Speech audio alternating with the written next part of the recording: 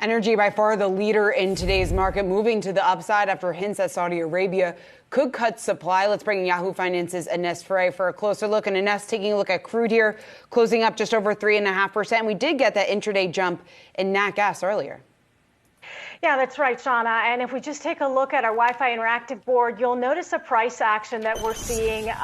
Brent crude above $100 a barrel, WTI up above $93 a barrel. And we did have those comments from the Saudi Arabian energy minister saying that they may lean on cuts to sort of combat the challenges of volatility in the market. Of course, that was also partly political because if an Iranian deal were to go through, that would dump more oil barrels onto the market. But what's interesting is also what's been happening with natural gas, because natural gas, if you'll take a look, had jumped to a 14-year high. I've got to pull up the max chart here to show you since 2008 that we haven't seen these levels for natural gas. And a lot of this has had to do with concerns about reserves. Now, the reason why you saw today the action of pulling back from those 14-year highs, because the operator of a key export terminal that had been damaged earlier this year announced a delay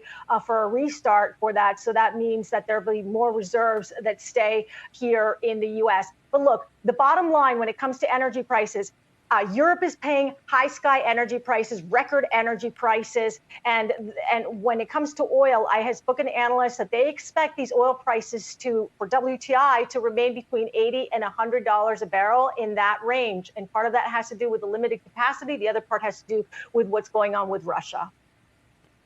And Inez, what about agricultural commodities like cotton and grains? How are they faring today? Yeah, that's right. We have seen cotton futures that are up more than 4% today. And part of this has to do with a surge in cotton that we've seen around the world because of weather conditions, with drought, with dry weather that's been impacting cotton production. Factories have had to mix cotton with other types of materials like rayon and polyester in some parts of the world.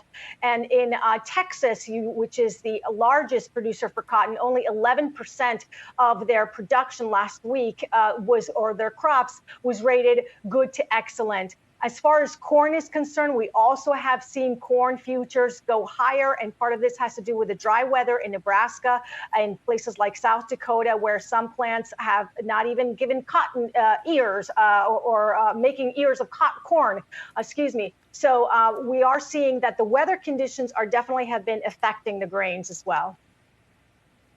Ines Ferre, thanks so much.